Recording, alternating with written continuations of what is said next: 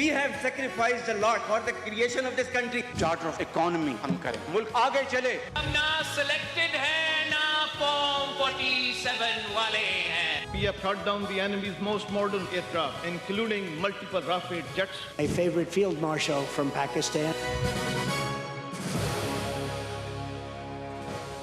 آپ دیکھ رہے ہیں خبروں، تبصروں اور تجزیات پر مبنی پاکستان کا سب سے معتبر نیوز شو آن مائی ریڈار، کامران خان کے ساتھ. السلام علیکم، میں ہوں کامران خان. امریکہ ایران جنگ میں کل پریزیڈنٹ ٹرمپ نے ایک اور دھماکہ کیا جب انہوں نے اعلان کیا کہ ایران سے پیس ایکارڈ اب آخری شکل میں ہے اور امریکہ ایران مذاکرات آج یعنی منڈے کو شروع ہوں گے. تاہم انہوں نے یہ نہیں بتایا تھا کہ یہ مذاکرات کہاں ہوں گے، نہ ہی یہ واضح کیا کہ ان مذاکرات میں کون کون شریک ہوگا. was asked to by Saudi Arabia, UAE, by Qatar, and by Iran. We were all set to go just about at this time right now, and it would have been a massive attack. We're all set to go, but when the allies ask to call it off, you got to sort of say, well, let's see. And the reason they asked is I think there's a deal. There's a deal on Hormuz, and then there will be a deal on the nuclear. Well, now what we're doing is we're talking to them in the form of a negotiation. It begins tomorrow afternoon, and we'll see if it's true. I'd love to do that. And frankly, Saudi Arabia didn't want it either. They thought that a deal is imminent. تقریباً 5 مہینوں سے جاری اس جنگ میں سب سے حیران کن کردار ہمیشہ سے خود پریزیڈنٹ ٹرمپ کا رہا ہے. ایک دن ایران کی انرجی تنصیبات پر تباہ کن حملے کی دھمکی، اگلے ہی دن حملہ مؤخر کرنے کا اعلان. ایک بار پھر عین آخری لمحے پہ ٹرمپ نے ایران پر بڑے حملے کا منصوبہ روک دیا ہے. ایک بار پھر پاکستان، سعودی عربیہ، قطر اور دیگر ملکوں کی سفارتی میدان میں متحرک ہونے کی خبریں، اور ایک بار پھر جنگ کے بجائے مذاکرات کو وقتی مہلت مل گئی ہے. پچھلے 48 گھنٹوں سے حملوں کا سلسلہ بھی رک گیا ہے. حقیقت یہ ہے کہ یہ کوئی نئی کہانی نہیں. 28 فروری کو جب امریکہ اور ایران کے درمیان جنگ شروع ہونے کے بعد سے یہی پیٹرن بار بار دہرایا جا رہا ہے. پہلے دھمکیاں، پھر فوجی تیاریاں، پھر سفارتی رابطے، پھر وقتی پسپائی اور کچھ ہی دن بعد ایک نئے تصادم کا خطرہ جو پچھلے 5 مہینے سے پورے ریجن کو غیر یقینی صورتحال سے دوچار رکھے ہوا ہے. پچھلے ہفتے بھی کچھ ایسا ہی ہوا جب امریکی میڈیا میں یہ رپورٹس آئیں کہ امریکہ اور اسرائیل ایران کے انرجی انفراسٹرکچر پر ایک بڑا فضائی حملہ کر رہے ہیں. سی بی ایس نیوز کے مطابق یہ کارروائی پیر کو گلوبل فائنینشیل مارکیٹ کھلنے سے پہلے بھی ہو سکتی تھی. دلچسپ بات یہ ہے کہ اتوار کو پریزیڈنٹ ٹرمپ نے سوشل میڈیا پر یہ دعویٰ کیا تھا کہ ایران اور مڈل ایسٹ کے چند دیگر ملکوں نے امریکہ سے حملہ روکنے کی درخواست کی ہے تاکہ ایک ایسا معاہدہ مکمل کیا جا سکے جس کے تحت اسٹریٹ آف ہارموز کو فوری، مکمل اور پرماننٹ طور پہ کھول دیا جائے اور ایران کے نیوکلیئر سے متعلق کنسرنز کا بھی خاتمہ ہو جائے. ساتھ ہی ٹرمپ نے خبردار کیا تھا کہ ایران کو جلد از جلد معاہدہ کرنا ہوگا. دوسری جانب ایران نے بھی پریزیڈنٹ ٹرمپ کے ہر دعوے کو مسترد کرنے کی روایت کو برقرار رکھا ہے. آج ایرانی وزارت خارجہ کے ترجمان اسماعیل بقائی نے واضح کیا کہ ایران اس وقت تک امریکہ کے ساتھ کوئی ڈائریکٹ مذاکرات نہیں کر رہا اور نہ ہی اس وقت کوئی آئندہ کے لیے کوئی پروگرام ہے. مذاکرات با عمان هست. اس وقت ہم امریکہ کے ساتھ کوئی مذاکرات نہیں کر رہے، نہ ہی آئندہ دنوں میں ہم کسی غیر ملکی وفد کی میزبانی کرنے جا رہے ہیں اور نہ ہی ہمارا کسی دوسرے ملک کا دورہ کرنے یا وہاں مذاکرات کے لیے جانے کا کوئی پروگرام ہے. ان دعووں اور تردید کے باوجود یہ بات حقیقت ہے کہ ایران کی ڈپلومیٹک ایکٹیویٹیز جاری ہیں، لیکن ان کا مرکز امریکہ نہیں بلکہ عمان ہے. اسماعیل بقائی نے بتایا کہ پچھلے ایک ہفتے سے ایران اور عمان کے درمیان مسلسل مذاکرات ہو رہے ہیں. ان مذاکرات کا مقصد ہرموز پہ شپنگ کے لیے ایک نیا مشترکہ بحری راستہ تشکیل دینا ہے. ان کا یہ بھی کہنا تھا کہ اس حوالے سے اہم ڈیولپمنٹس ہوئی ہیں. عمان کے ساتھ مذاکرات ہو رہے ہیں اور ان کا مقصد آبنائے ہرمز سے بحری جہازوں کی محفوظ آمد و رفت یقینی بنانے کے لیے ایک متفقہ طریقہ کار طے کرنا ہے. ان مذاکرات میں اس تجویز پر غور کیا جا رہا ہے کہ جنوبی بحری راستہ جو عمان کی علاقائی سمندری حدود سے گزرتا ہے اور شمالی بحری راستہ جو ایران کی علاقائی سمندری حدود سے گزرتا ہے، ان دونوں کو ملا کر ایک مشترکہ درمیانی بحری راہداری بنا دی جائے تاکہ دونوں ساحلی ممالک کے مفادات اور تحفظات کا یکساں خیال رکھا جا سکے۔ اس لیے اس وقت بات 2 یا 3 الگ الگ منظور شدہ راستوں کی نہیں بلکہ ایک ایسی مشترکہ راہداری کی ہو رہی ہے جس میں آنے اور جانے والے دونوں جہازوں کے لیے ایک ہی متفقہ بحری راستہ ہوگا۔ در وضعیت تنگه هرمز ان تمام ڈیولپمنٹس کے دوران ایران نے ایک بار پھر پاکستان کے کردار کو بہت اہم قرار دیا ہے۔ اسماعیل بقائی کے مطابق ایران اور امریکہ کے درمیان پاکستان میڈیشن کا کردار ادا کر رہا ہے، جبکہ ضرورت پڑنے پہ قطر بھی سفارتی سہولت فراہم کرتا ہے۔ حقیقت یہ ہے کہ صرف پاکستان ہی نہیں بلکہ سعودی عربیہ، قطر، متحدہ عرب امارات اور ترکی بھی پچھلے ہفتے سے واشنگٹن اور تہران کے درمیان ٹینشن کم کرانے اور دونوں ملکوں کو دوبارہ مذاکرات کی میز پر لانے کی کوششوں میں مصروف ہیں۔ اسی سفارتی کوشش کے تحت ایرانی وزیر خارجہ عباس اراغچی نے اتوار کو پاکستان کے فیلڈ مارشل عاصم منیر اور سعودی وزیر خارجہ شہزادہ فیصل بن فرحان سے تفصیلی ٹیلی فونی رابطہ کیا۔ اسی دوران سعودی شہزادہ محمد بن سلمان نے بھی پریزیڈنٹ ٹرمپ سے ٹیلی فون پر رابطہ کیا۔ سعودی سرکاری میڈیا کے مطابق ولی عہد نے زور دیا کہ خطے میں کشیدگی کے لیے مذاکرات کو ترجیح دی جائے، ہر ممکن کوشش کی جائے کہ حالات مزید نہ بگڑے اور ایک ایسا ڈپلومیٹک سلوشن تلاش کر لیا جائے جو خطے کے امن اور استحکام اور گلوبل سیکیورٹی کو محفوظ رکھ سکے۔ I asked Saudi Arabia, the king, they said, the crown prince, I said, what would you rather do? Would you rather have us do this or not? They said, we would much prefer a deal as opposed to an attack, because you don't know where these attacks lead. I mean, will they be flooded with people pouring into their country? That disaster? A lot of bad things can happen. اسی دوران وال street general نے دعویٰ کیا ہے کہ golf countries امریکی حکمت عملی سے مطمئن نہیں ہیں۔ وال اسٹریٹ جرنل کے مطابق جنگ طویل ہونے کے باعث گلف اسٹیٹس خود ایرانی حملوں کی زد میں آ رہی ہیں، جبکہ ان کا خیال ہے کہ واشنگٹن کے پاس اس کرائسس سے نکلنے کے لیے کوئی واضح اور پرماننٹ اسٹریٹجی موجود نہیں ہے۔ ایکسپرٹس کا کہنا ہے کہ امریکہ کو یہ سمجھنا ہوگا کہ ایران صرف ملٹری پریشر سے اپنے موقف سے پیچھے نہیں ہٹے گا۔ اگر واقعی اس کرائسس کا حل نکالنا ہے تو صرف دھمکیوں کے بجائے ڈپلومیسی، انسینٹیوز اور سنجیدہ مذاکرات کا راستہ اختیار کرنا ہوگا۔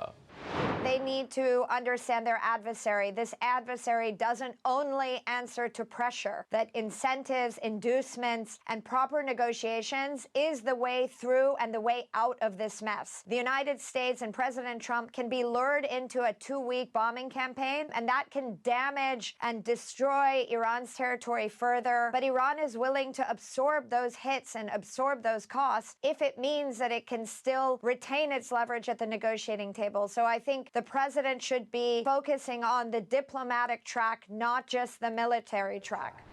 28 فروری کو شروع ہونے والی جنگ 5 مہینے بعد بھی ایک ایسے موڑ پہ کھڑی ہے جہاں ہر روز حملے اور مذاکرات کی کانفلکٹنگ خبریں آتی ہیں، لیکن اس تمام صورتحال میں ایک حقیقت مسلسل واضح ہو رہی ہے کہ اب یہ کانفلکٹ صرف امریکہ اور ایران کے درمیان نہیں رہا۔ پاکستان، سعودی عربیہ، قطر، UAE، عمان، ترکیہ اور دیگر ریجنل پاورز اس کرائسس کو مزید پھیلنے سے روکنے کے لیے ایکٹیو ہیں، کیونکہ اگر سفارتکاری ناکام ہوتی ہے تو اس کے اثرات صرف مڈل ایسٹ تک محدود نہیں رہیں گے بلکہ گلوبل انرجی، گلوبل ٹریڈ اور پوری دنیا کی اکانومی اس کی قیمت چکائے گی۔ اب ہم چلتے ہیں اپنے پروگرام کے دوسرے موضوع کی طرف اور پاکستان پہنچیں گے، جہاں پر نئے صوبوں یا خود مختار انتظامی یونٹ سے متعلق خبریں گرم ہیں۔ قوموں کی زندگی میں کچھ لمحے ایسے آتے ہیں جب فیصلہ صرف آج کا نہیں ہوتا بلکہ آنے والی کئی جنریشنز کی سمت متعین کر دیتا ہے۔ پاکستان شاید اسی موڑ پہ کھڑا ہے۔ آج سوال صرف نئے صوبوں یا اختیارات اور وسائل کی عام آدمی تک رسائی کا نظام تشکیل دینے کا نہیں، بلکہ یہ ہے کہ کیا ہم ایک ایسے نظام کے ساتھ مزید چل سکتے ہیں جس کے بارے میں خود حکمراں بھی اعتراف کر رہے ہیں کہ وہ جواب دے چکا ہے۔ پچھلے ہفتے ہم نے پہلی بار حکومت اور اسٹیبلشمنٹ کو اس حوالے سے سنجیدگی اختیار کرتے دیکھا۔ نئے صوبوں یا با اختیار خود مختار انتظامی یونٹس کے لیے عوامی ریفرنڈم کی باز گشت بھی سنائی گئی، لیکن انتہائی اہم حلقوں کی جانب سے ایک ہی سمت کی نشاندہی پہلی بار ہوئی ہے جس کی حمایت خود حکمراں مسلم لیگ نون بھی کر رہی ہے۔ آپ کو یا تو بلدیاتی اداروں کو امپاور کرنا ہوگا یا صوبوں کی انتظامی تقسیم کی بنیاد کے اوپر ڈویژن کرنی ہوگی اور چھوٹے انتظامی جو ہے وہ یونٹس بنانے ہوں گے. اس کے علاوہ جو موجودہ نظام ہے اس طرح سے نہ آپ کراچی چلا سکتے ہیں، نہ لاہور چل سکتا ہے، نہ کوئٹہ اور پشاور اور ملتان اور سکھر اور حیدرآباد. یہ اس طرح سے کام اب چلے گا نہیں. جتنی جلد اس چیز کو کا ادراک کر لیا جائے اور اس میں مناسب تبدیلی جو ہے وہ کی جائے تو میرا خیال ہے کہ اتنی ہی آسانی ہوگی. بڑے بڑے صوبے جو ہیں آپ ڈی جی خان سے سٹارٹ ہو کے جو ہے اٹک تک جائیں، یا آپ کراچی سے سٹارٹ ہو کے جو ہے وہ نارتھ سندھ میں آئیں، یہ it's too large administrative units جو ہیں. یہ ایکچولی کراچی اور گوادر جو ہے نا یہ فیڈریشن کا حصہ ہونا چاہیے، یہ فیڈرل ایریاز ہونا چاہیے، یہ صوبوں میں نہیں ہونا چاہیے. اس حوالے سے ایک بڑی اہم ڈیولپمنٹ ہوئی اختتام ہفتہ جب وفاقی وزیر داخلہ محسن نقوی نے موجودہ انتظامی نظام کو کولیپس کرتے ہوئے کہا کہ نئے صوبوں یا انتظامی یونٹس پر قومی اتفاق رائے کی ضرورت ہے. پھر اگلے ہی روز director general inter services public relations lieutenant general Ahmed Sharif Chaudhry نے واضح کیا کہ مضبوط گورننس ہی قومی سلامتی کی بنیاد ہے. اگر اس کے لیے انتظامی ریسیٹ درکار ہے تو اس پر سیریسلی غور کرنا چاہیے.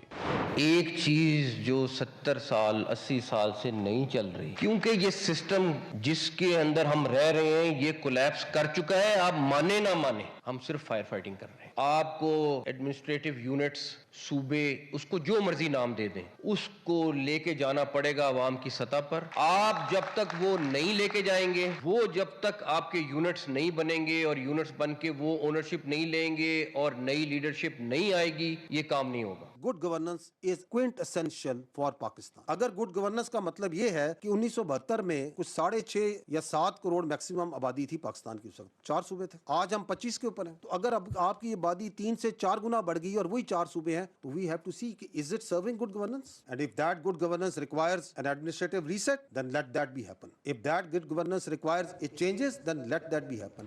یہ محض 2 اسٹیٹمنٹس نہیں ہیں بلکہ ایک ایسے نیشنل ڈائیلاگ کا آغاز ہے جو کئی برسوں سے دیے ہوئے سوال کو دوبارہ زندہ کر رہا ہے. وہ کہ تمام بڑی سیاسی جماعتیں مسلم لیگ نون، پیپلز پارٹی اور پی ٹی آئی کے منشور میں نئے صوبوں کی بات شامل ہے، لیکن جب بھی نئے صوبوں اور خود مختار انتظامی یونٹس کی اس تجویز پر عمل کی بات آتی ہے تو پیپلز پارٹی پہلے جنوبی پنجاب صوبہ کا نعرہ لگا کر قلعہ بازی لگا دیتی ہے. اس بار بھی ایسا ہی ہوا. توقع کے عین مطابق نئے صوبے یا خود مختار انتظامی یونٹس کے قیام کے اس قومی مطالبے کی سب سے پہلی مخالفت پیپلز پارٹی کی طرف سے آئی، اور وہ بھی سندھ کے وزیر اعلیٰ سید مراد علی شاہ سے، جو کہ پچھلے 13 سال سے سندھ کے وزیر اعلیٰ ہیں. انہوں نے وفاقی وزیر داخلہ محسن نقوی کے بیان کو گھسی پٹی تجویز قرار دیتے ہوئے کہا کہ سندھ کے عوام ایسی کسی تجویز کو قبول نہیں کریں گے. کیوں نہیں کریں گے یہ انہوں نے نہیں بتایا. محسن نقوی صاحب نے، میں نے سنا تھا ان کا بیان، مجھے نہیں پتا کہ ان کے اشارہ کس طرف تھا. نظام اگر وہ سمجھتے ہیں کہ بیونڈ ریپیئر چلا گیا ہے جیسے انہوں نے کہا ہے، وہ تجاویز دیں. یہ جو تجویز انہوں نے دی وہ گھسی پٹی تجویز ہے. بہت ساری تجاویز دی ہیں، ان میں سے ایک یہ دی ہے، لیکن یہ ایسی ہے جس کو یہ سندھ کی صوفیوں کی دھرتی کے لوگ قبول نہیں کریں گے. گویا مراد علی شاہ سندھ کے بجٹ میں 95% حصہ ڈالنے والے اور پاکستان کی معاشی شہرک کہلانے والے کراچی کے عوام پر پیپلز پارٹی کی 18 سالہ پرفارمنس کے تسلسل کا پیغام دے رہے تھے. مراد علی شاہ نے اس بات کا ذکر نہیں کیا کہ پیپلز پارٹی کی 18 سالہ حکومت کے باوجود آج تک کراچی میں نہ پینے کا صاف پانی ہے، نہ سڑکوں کا جال ہے، نہ سیف سٹی ہے، نہ مؤثر پبلک ٹرانسپورٹ سسٹم ہے. مگر اس کے باوجود ان کے لیے کوئی ایسی تجویز قابل قبول نہیں جو کراچی کو ایک معقول شہر بنائے اور اس کی دنیا کے تیسرے بدترین شہری کے ٹائٹل سے جان چھڑائے. اصل سوال یہ نہیں ہے نئے یا خود مختار انتظامی یونٹس بننے چاہیے یا نہیں. اصل سوال یہ ہے کہ تقریباً 30 کروڑ آبادی کا ملک صرف 4 بڑے انتظامی یونٹس کے ذریعے 21ویں صدی کے تقاضے کیسے پورے کرے گا. نمبرز بتاتے ہیں کہ پاکستان کا انتظامی ڈھانچہ دنیا کے بیشتر ممالک سے بھی زیادہ غیر متوازن ہو چکا ہے. صوبہ پنجاب دنیا کے 182 ممالک سے بڑا ہے، سندھ 162 ممالک سے بڑا ہے، کے پی 152 اور بلوچستان 172 ممالک سے زیادہ وسیع ہے. دنیا میں شاید ہی کوئی ایسا کامیاب انتظامی ماڈل ہو جہاں اتنے بڑے جغرافیے، اتنی بڑی آبادی اور ان کی ضروریات کو صرف ایک ہی صوبائی حکومت کے ذریعے مؤثر انداز میں چلایا جا سکتا ہو. اسی لیے دنیا بھر میں کامیاب ریاستیں اپنے انتظامی ڈھانچے کو پاپولیشن، اکانومی اور اربن گروتھ کے مطابق مسلسل تبدیل کرتی ہیں۔ پاکستان میں اس کے برعکس اختیارات، وسائل اور فیصلے چند بڑے شہروں تک محدود ہو کر رہ گئے ہیں۔ اسی لیے یہ بحث صرف نقشہ بدلنے کی نہیں بلکہ چاروں صوبوں کی اجارہ داری ختم کرنے اور اختیارات اور وسائل عوام کی دہلیز تک پہنچانے کی جنگ بنتی جا رہی ہے۔ ہمارے پروگرام میں سابق وزیر اعظم شاہد خاقان عباسی نے بھی نئے صوبوں یا خود مختار انتظامی یونٹس کی تجویز کی حمایت کرتے ہوئے کہا تھا کہ ملک کا نظام نہیں چل رہا، سیاسی جماعتیں اور تمام سٹیک ہولڈرز کو بیٹھ کر سوچنا ہوگا کہ ملک کو آگے کیسے چلانا ہے۔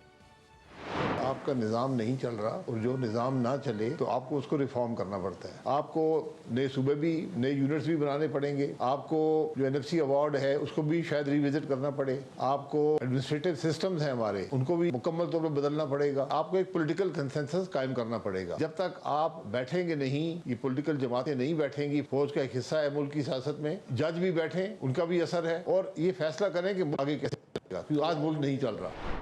اس انتہائی اہم قومی موضوع پہ بات کرنے کے لیے آج ہم نے دعوت دی ہے۔ ہمارے ساتھ پاکستان کے دو انتہائی قابل قدر اور بہت ہی تعلیم یافتہ اور انتہائی معزز پولیٹیشنز ہمارے ساتھ ہیں۔ ڈاکٹر احسن اقبال وفاقی وزیر منصوبہ بندی اور ترقی ہیں، ڈاکٹر مفتاح اسماعیل ہمارے ساتھ ہیں جو سابق وفاقی وزیر خزانہ بھی رہ چکے ہیں۔ بہت بہت شکریہ ڈاکٹر احسن اقبال صاحب۔ سب سے پہلے تو آپ فرمائیے گا کہ ایک اس میں آپ کو کوئی شک ہے کہ وقت ہے، ضرورت ہے اور پاکستان کی انتہائی کلیدی اہمیت ہے اس بات کی کہ ہمیں جو گورننس کا موجودہ نظام ہے وہ نہیں چل پا رہا، وہ ایک طرح سے ڈہتا نظر آ رہا ہے، وہ گر رہا ہے، بوسیدہ ہو رہا ہے اور ہمیں بہت کلیدی تبدیلیاں کرنی ہیں اور ان اختیارات کو اور وسائل کو عوام کی دہلیز تک پہنچانے کے ایک عمل کا آغاز کرنا ہے۔ آپ اس سے ایگری کرتے ہیں؟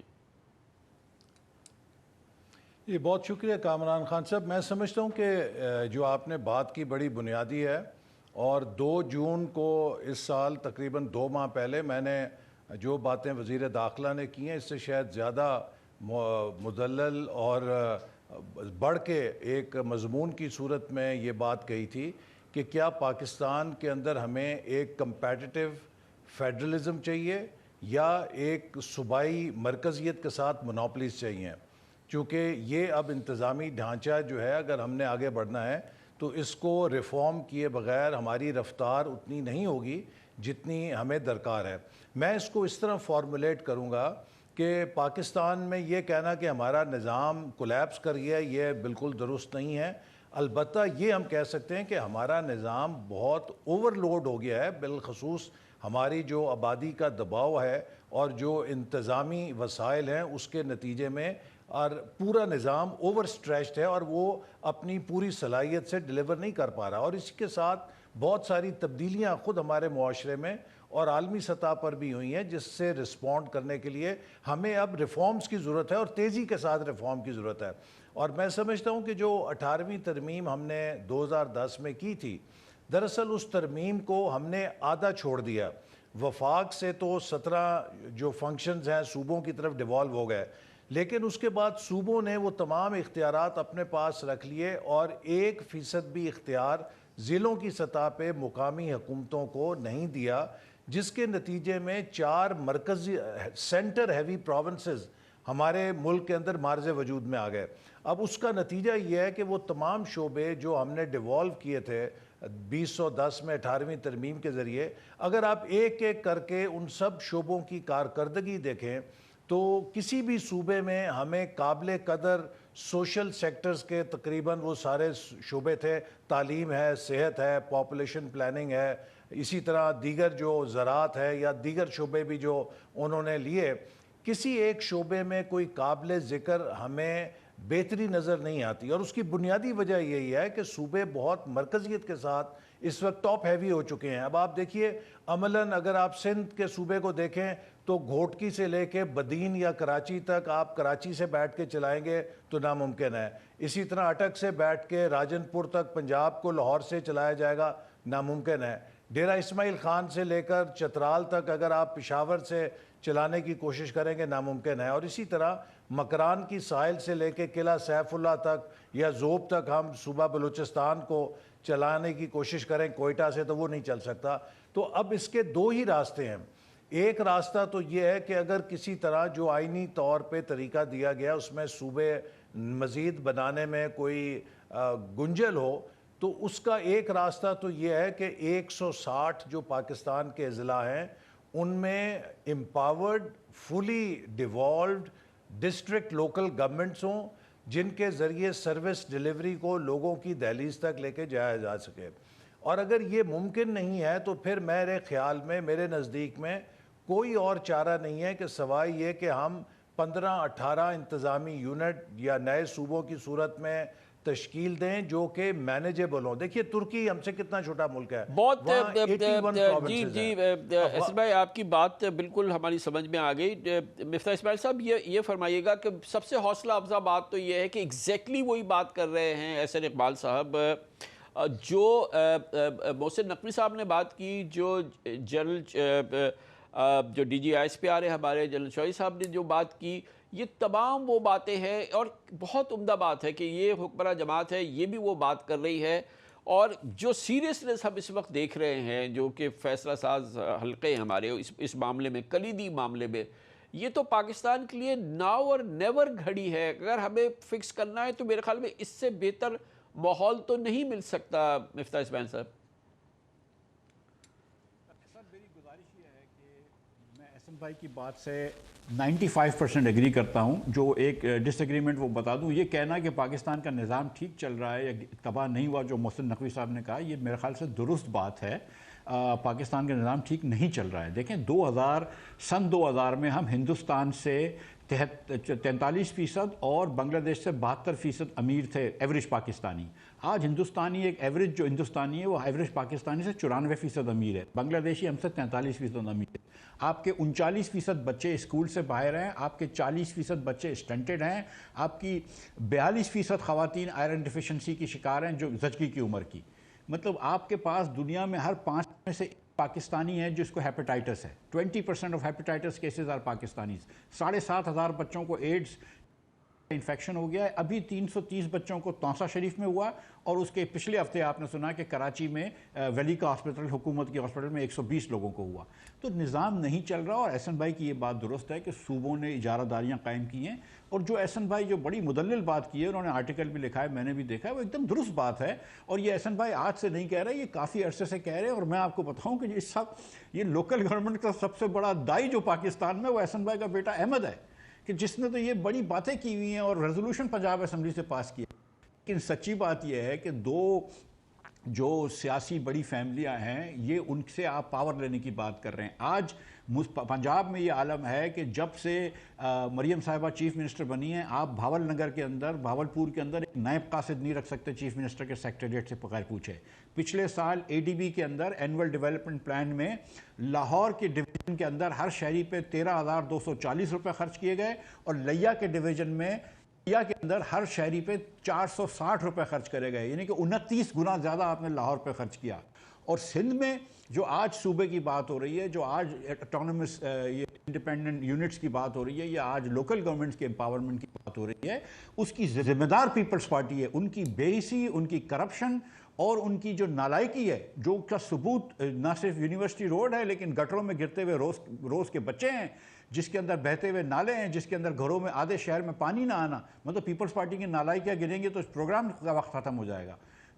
میری گزارش یہ ہے کہ یہ ہماری رولرز کو, جو رولنگ ایلیٹ ہے, ان کو یہ سوچنا پڑے گا کہ آپ کب تک یہ جو ہے وہ اپنی اجارہ داریوں کے لیے ملک کی بہتری نہیں کریں گے. اور یہ بات بڑی اچھی ہے کہ فیصلہ ساز حلقوں نے یہ بات کی ہے, لیکن اللہ کرے کہ یہ احسن اقبال جیسی اور مجھ جیسی اور احمد جیسی اور جو لوگ بات کرتے ہیں, شاہد عباسی جیسے لوگ, ان کی بات سنی جائے اور انشاءاللہ اس کے اندر کچھ معاملہ آگے بڑھے. اور جو ایک بات محسن صاحب جی پلیز بتائیے. ایک بات جو محسن نقوی صاحب نے کہی ہے, وہ بہت اس میں وزن تھا کہ سر یہ بہت بڑے آپ چینجز کرنے جا رہے ہیں. اس کے اندر ایک پاکستان کے اندر لارجر کنسنسس ہونا چاہیے, سب لوگوں کے خدشات دور ہونے چاہیے. سندھ کے عوام کو بڑا مسئلہ ہے کراچی کے اندر ایک اور صوبہ بننے کا, جس کے اندر آپ اس کو ڈائلیوٹ کر کے ایڈمنسٹریٹو یونٹ کر سکتے ہیں, یا جو احسن بھائی نے بات کی کہ NFC ایوارڈ سے ڈائریکٹ پیسے مل جائیں ڈویژنس کو اور ڈسٹرکٹ کو, وہ کر سکتے ہیں. لیکن آپ کو ایک لارجر کنسنسس لینا پڑے گا جس میں تمام سیاسی فورسز جن کے پاکستان میں سپورٹ ہے ان کو لینا ضروری ہے. جی مصطفیٰ بھائی، یہ جیسے آپ نے کہا بہت ہی ظاہر ایک زبردست موقع ہے ہمارے لیے کہ جنرل احمد شریف چودھری بھی وہی بات کر رہے ہیں، احسن اقبال بھی وہی بات کر رہے ہیں، خواجہ آصف بھی وہ بات کر رہے ہیں، اور پاکستان کا ہر شخص وہ بات کر رہا ہے کہ یہ نظام نہیں چل رہا اس انداز میں، اور ہمیں اختیارات اور وسائل کو عام آدمی تک پہنچانا ہے۔ احسن بھائی یہ بتائیے گا کہ اتنی بڑی بات تو نہیں، جب اتنا اس لیول کا کنسنسس ہے تو پھر کیا ریفرینڈم کی ضرورت ہے؟ یہ تمام جماعتیں، تمام جو ہے وہ پارلیمنٹ جو ہے وہ بیٹھے اور اس حوالے سے جو آئینی اس میں ہمیں آلٹریشنز کرنی ہے یا ہمیں کوئی اصلاحات کرنی ہے تو وہ ہم کریں۔ اس قسم کی ڈسپیرٹی نہ ہو کہ کراچی جیسا شہر جو 96% جو ہے وہ کنٹریبیوٹ کرتا ہے سندھ کے ایکسچیکر میں، مگر اس کو یہ پتہ ہو کہ ساری زندگی اس کا چیف منسٹر نہیں ہو سکتا، اس کو ساری زندگی پینے کا پانی اس کی لائنز میں نہیں آ سکتا، اس کے ساری زندگی ایک پراپر پبلک ٹرانسپورٹ نہیں مل سکتی، اس کی سڑکیں تباہ برباد رہیں گی۔ یہ کون سا انصاف ہے؟ کامران صاحب، اس کی وجہ کیا ہے؟ اس کی بڑی وجہ یہ ہے کہ دیکھیے مرکز میں وفاق میں نیشنل فائنانس کمیشن کے تحت ہر صوبہ اپنی آبادی کی تناسب سے وسائل لے جاتا ہے، لیکن جب وہ صوبے میں وسائل لے جاتا ہے تو اپنے صوبے میں پروونشل فائنانس کمیشن نہیں قائم کرتا کہ اس کے صوبے کے اندر بھی جو مختلف ضلع ہیں، مختلف علاقے ہیں، ان کو ان کی آبادی کے تناسب سے وسائل ٹرانسفر کیے جائیں۔ اس وقت ایک بہت بڑا گیپ اس وجہ، ایک طرف جہاں تھرڈ ٹیئر ہی نہیں ہے، دیکھیے 25-26 کروڑ کی آبادی کا ملک ہے، اس میں ٹوٹل 1170 الیکٹڈ آفیسز ہیں جس میں کہ تمام ایم پی ایز اور ایم این ایز شامل ہیں، یعنی کہ آپ دیکھیے 26 کروڑ کی آبادی کے لیے صرف 1170 پبلک آفیسز ہیں جمہوریت چلانے کے لیے۔ یہ ہائیلی سینٹرلائزڈ اور مونوپلائزڈ ڈیموکریسی ہے۔ جب تک آپ تھرڈ ٹیئر کے ذریعے 1.5-2 لاکھ پبلک آفیسز جو لوکل گورنمنٹس کے ہیں اٹیچ نہیں کریں گے، this can never be an inclusive democracy.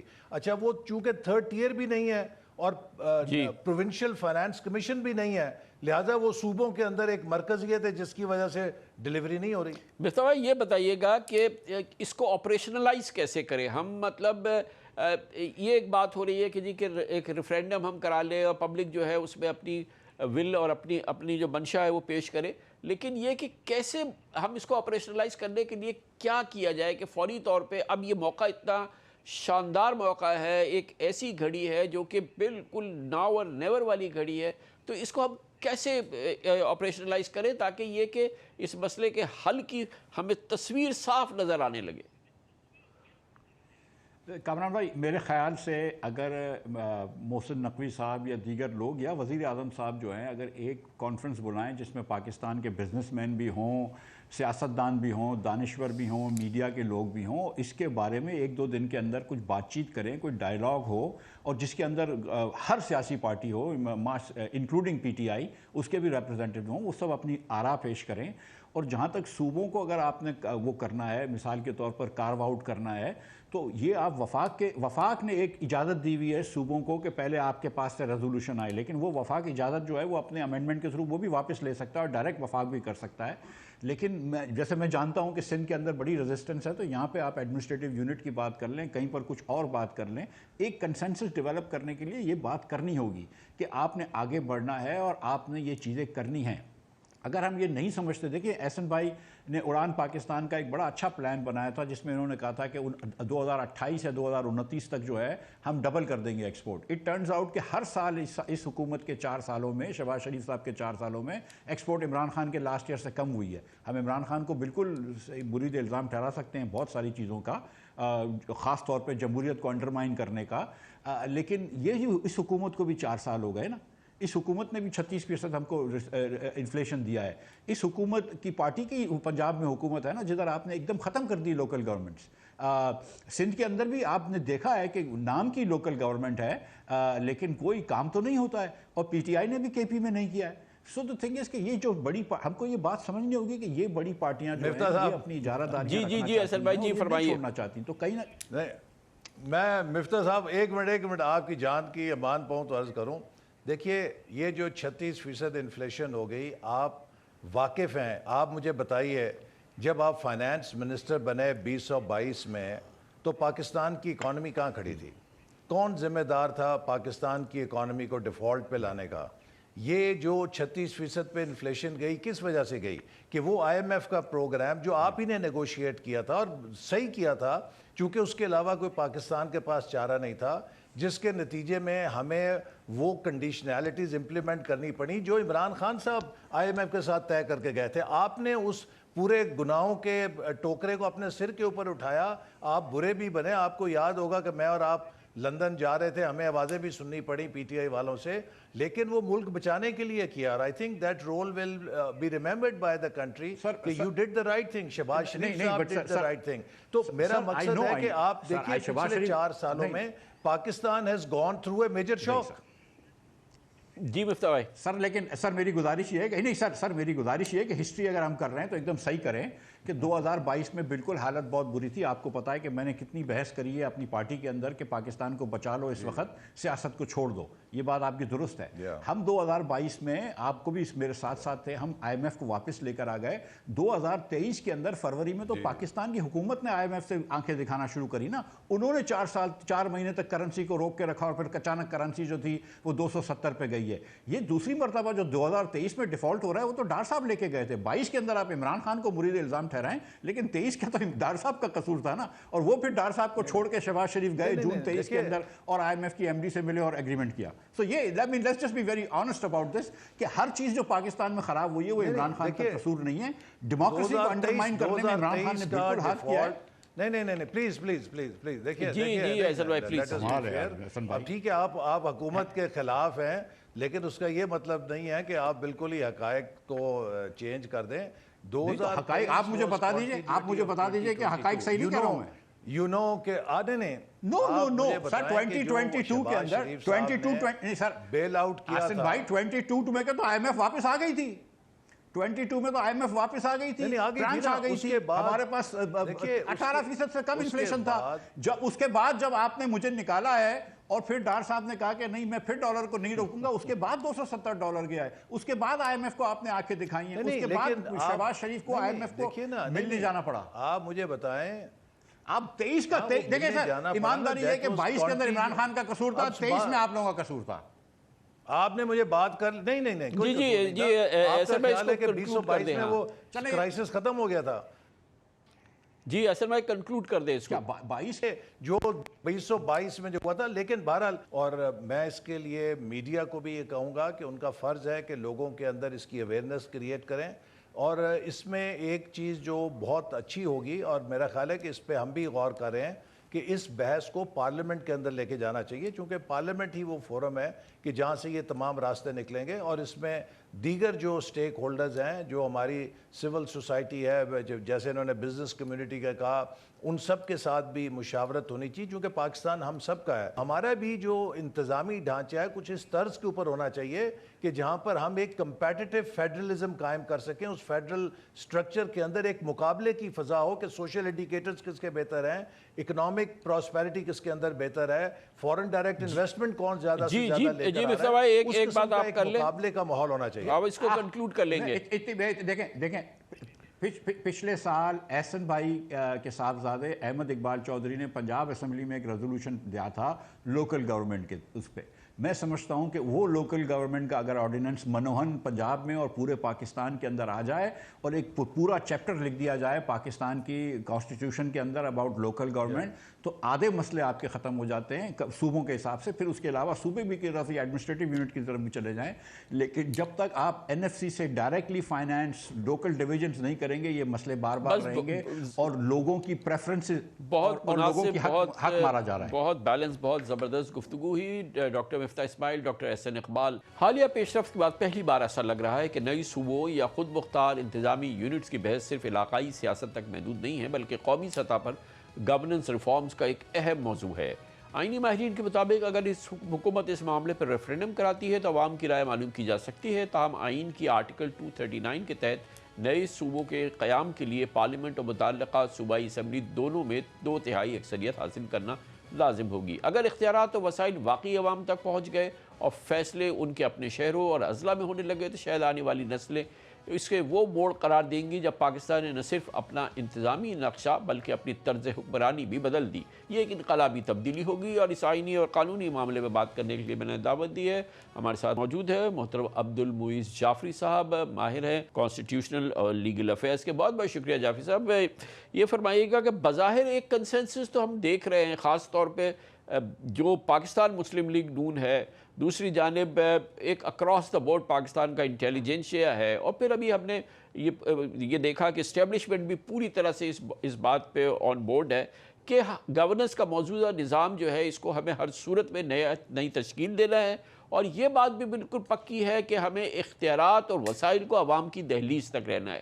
اب رہ گیا ایک معاملہ صرف یہ کہ کیا یہ نئے صوبے بنانے ضروری ہے اس کے لیے اور اس کے ذریعے اس کو کیا جائے، یا یہ کہ انتظامی طور پہ اور ہر لحاظ سے خود مختار ایڈمنسٹریٹو یونٹس ہوں، اس سے بھی کام چل سکتا ہے. اور ایک عام خیال یہ ہے کہ اس کے لیے کوئی بہت بڑی بہت دوڑ کی ضرورت نہیں ہے. کیا آپ سمجھتے ہیں کہ عوامی رائے پہلے لیں اور پھر آئینی جو اس میں تبدیلیاں کرنی ہیں ویسے ہونا چاہیے، اور آئین و قانون کی جو ضرورت ہے اس طریقے سے پوری ہو جائے گی؟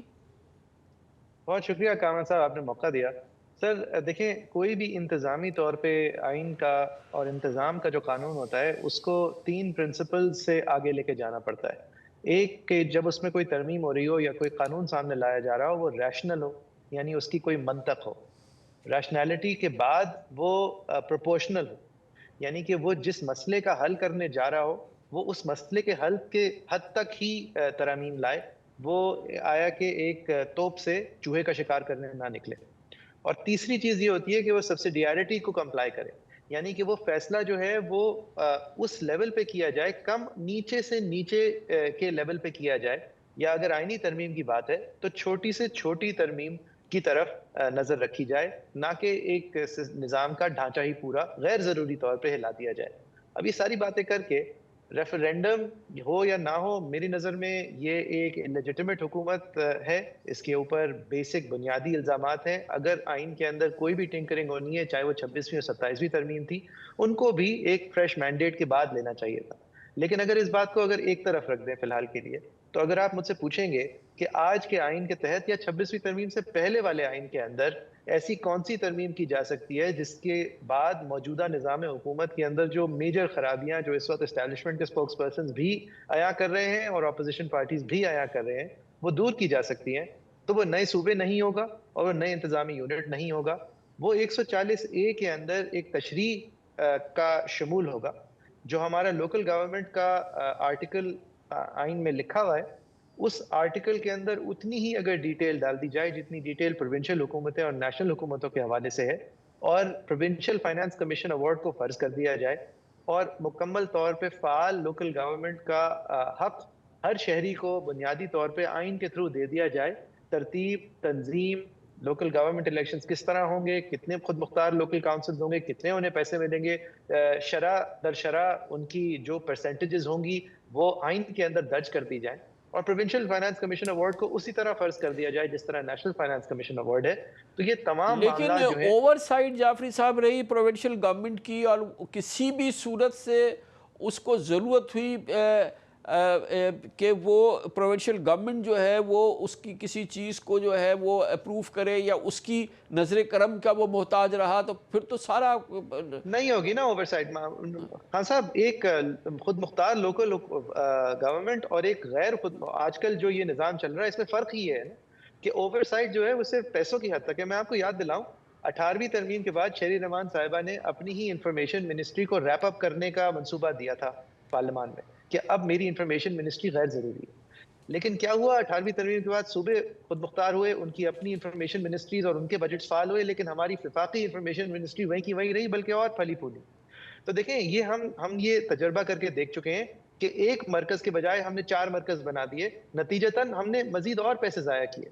ایک جھنڈے کی گاڑی کی بجائے 4 جھنڈے کی گاڑیاں آج گھومتی ہیں غیر ضروری. اگر آپ اس کو 4 کے بجائے 30 کر دیں گے تو میں آپ کو لکھ کے دے سکتا ہوں کہ نتیجتاً صرف 30 اب غیر ضروری گورنرز اور 30 غیر ضروری چیف منسٹرز اور 30 غیر ضروری کیبنٹس گھوم رہی ہوں گی. اگر آپ مسئلے کا حل اس طرح نہ کریں جس طرح ضروری ہے اور وہ یہ ہے کہ ایک آدمی کی دہلیز تک انصاف پہنچانے کے لیے، اس کی دہلیز تک اس کے حق پہنچانے کے لیے یہ ضروری ہے کہ اسی کی گلی کے کونے پہ یا اس کی گلی سے 2 گلی چھوڑ کے وہ آدمی رہ رہا ہو جو اس کے یونین کاؤنسل کا چیئرمین ہو، جس کے ہاتھ میں اس کے علاقے کی پراپرٹی ٹیکسیشن کے نمبرز ہوں، جس کے پاس خرچ کرنے کے لیے اس کے گٹر ٹھیک کرنے کے پیسے ہوں، اس تک پانی لانے کے پیسے ہوں، جو کہ مجموعی طور پہ اپنے میونسپل کاؤنسل جا کے اپنے جیسے 10 اور لوگوں کے ساتھ مل کے یہ فیصلہ کر سکے کہ یہ لائن زیادہ بڑی ہونی ہے، یہ روڈ کو بہتر ہونا ہے. یہ پوری دنیا. جعفر صاحب یہ بتائیے گا کہ پولیس کا کیا ہوگا مثال کے طور پہ؟ سر پولیس کو آپ لوکل سبجیکٹ بنا دیں، جو اسپیشلائزڈ یونٹس ہیں ٹیررزم کے ان کو فیڈرل سبجیکٹ بنا دیں. یہ معاملات خان صاحب یہ میرا کوئی ذہن کی اختراع نہیں ہے، تمام سکسیسفل ممالک یہ کر کے دیکھ چکے ہیں. ٹوکیو 50 ملین لوگوں کا شہر ہے، اس کی جو انڈیپینڈنٹ چھوٹی چھوٹی کلیکٹریٹس ہیں، جو چھوٹی چھوٹی اس کی میونسپیلٹیز ہیں، وہ اس حوالے سے تمام فیصلے کرتی ہیں. جو حوالات میں نے آپ کو دیے ہیں کہ روڈز، ٹیکسیشن، لندن جتنا بڑا شہر ہے، لندن کی جو کاؤنسلز ہیں وہ کاؤنسلز فیصلہ کرتے ہیں کہ ہمارے پارکس پہ کتنے پیسے خرچ ہوں گے، ہمارے روڈز پہ کتنے پیسے خرچ ہوں گے، ہمارے یہاں کس طرح کے پیڈسٹرینائزیشن ہوگی، ہمارے یہاں کس طرح کی شاپس ہوں گی، کس طرح کے ٹائمنگ کے قوانین ہوں گے. یہ سب لوکل کاؤنسلز کرتے ہیں. اسی لیے آپ لندن کے میئر کا نام جانتے ہیں، اسی لیے آپ نیو یارک کے میئر کا نام جانتے ہیں، کیونکہ وہ اس حوالے سے فعال ہوتے ہیں. اور جن چیزوں میں وہ فعال نہیں ہوتے وہ چیزیں پھر پروونس کی ڈومین ہوتی ہیں، اور جن چیزوں میں پروونس فعال نہیں ہوتی وہ وفاق کی ڈومین ہوتی ہے. ہمارا مسئلہ یہ نہیں ہے کہ اختیارات جو ہیں وہ بہت زیادہ کانسنٹریٹڈ ہے. ہمارا مسئلہ یہ ہے کہ وہ کانسنٹریٹڈ بھی ان لوگوں میں ہے جو لوگ اپنے سے اوپر دیکھتے ہوئے ڈسٹریکٹ ہو رہے ہیں. وفاق کے اندر جو اختیارات ہیں وہ نہیں ہونے چاہیے. پروونس کے پاس جو اختیارات ہیں اور جو پروونسز کے پاس اس وقت پیسہ ہے وہ نہیں ہونا چاہیے. اسی طرح جب یونین کاؤنسلز ہوں گے، فعال ہوں گے، اور ایک ہیلتھی کمپٹیشن ہوگی بٹوین یونین کاؤنسل، تو خود ساختہ طور پہ فطری طور پہ یہ انتظامی یونٹس بن جائیں گے. سندھ اور پنجاب اور پختونخوا اور بلوچستان، یہ سارے نام ایک سیریمونیل طریقے کے رہ جائیں گے. یہ صرف کرکٹ اور فٹ بال کے میچز کے اندر لویلٹیز دکھانے کے لیے یہ چیزیں رہ جائیں گی. حقیقتاً جب سروس ڈیلیوری اور پیسہ دونوں چیزیں جب لوکل لیول پہ آ جائے گا تو آپ کو یہ نشان جو ہے وہ پرماننٹ مارکر میں لگانا ضروری نہیں ہے پہلے دن سے کہ نہیں. حقیقتاً آپ کی شناخت جو ہے وہ اب سدرن سندھ ہے، ناردرن سندھ ہے، اربن سندھ ہے. اور میں یہ اس لیے بھی کہہ رہا ہوں، اس لیے ہمیشہ یہ جو پلانز ہیچ ہوتے ہیں یہ ہمارے بڑے صوبوں میں ہیچ ہوتے ہیں. ان کو کوئی سینسٹیوٹی نہیں ہے سندھ کے حوالے سے. یہ سندھ میں ایک نان سٹارٹر ہے، چاہے پیپلز پارٹی بھی چاہے ان کی ٹرین پہ چڑھ جائے. یہ سندھ کے اندر صرف خون ریزی کا ایک سلسلہ شروع کرے گا، ایک ڈسٹریکشن کریٹ کرے گا اور ایک جنریشنل پرابلم کریٹ کرے گا. اتنا بڑا مسئلہ کریٹ کرے گا کہ ہم مسئلے کا حل پھر ڈھونڈتے ڈھونڈتے یہ بھول جائیں گے کہ وہ مسئلہ جو ہے وہ ایک سلسلے میں شروع کیوں ہوا تھا. اس کا بہت آسان حل ہے. مجھ سے بہتر ایکسپرٹس اس حوالے سے لوکل گورنمنٹ کے ایکسپرٹس یہی کہتے ہیں، کانسٹیٹیوشنل ایکسپرٹس یہی کہتے ہیں.